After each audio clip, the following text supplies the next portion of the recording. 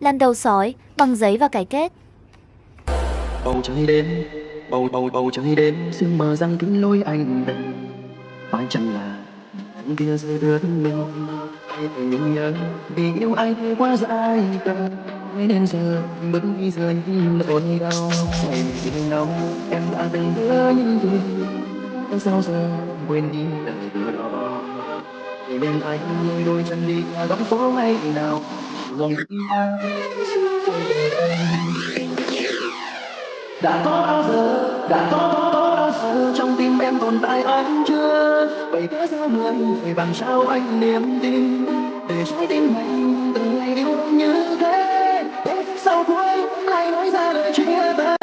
Tình yêu bây giờ sao bóng anh thừa làm mây bay, mong gió vô tình sẽ đến ngày đến trời vắng để nghĩ ơi lại dõi theo tay bà rồi ôm đau. Anh là núi ấy gần đây anh vô tình.